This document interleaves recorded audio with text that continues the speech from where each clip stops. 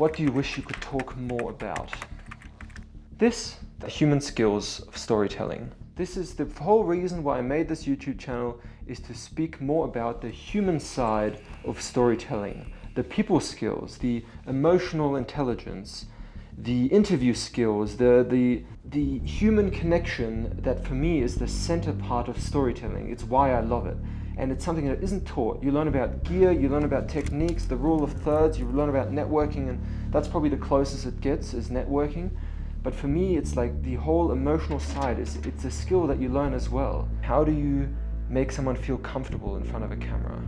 How do you ask good questions? How do you get people that don't know you to share the most vulnerable details of their lives with you and to put it on screen to show the world? That's a massive task.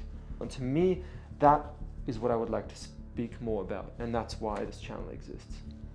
If you could divide your life into a before and an after, what would be the moment that splits the two apart? It's something really stupidly simple. First year out of my university degree, I bought a photography course. I spent a lot of money on it, $1,000. For me, that was a lot. I'd only ever taken photos for fun. I was curious to see whether I could make money with it. And my goal was to spend this money and then keep going as long as it takes to get the $1,000 back. And if I then wanted to quit, I could quit.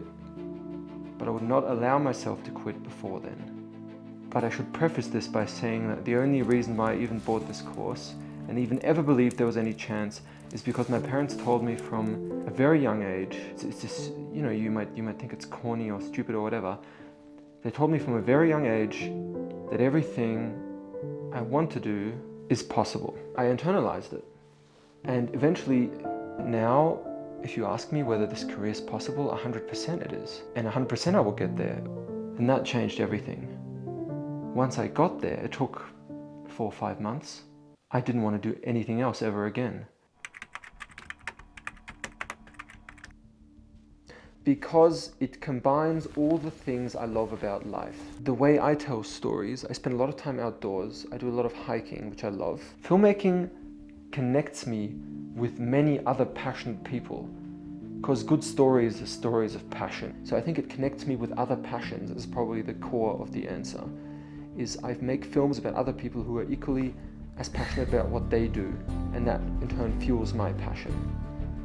And it's always changing. It's in a way it's scary, but it's also exhilarating, that it's never the same.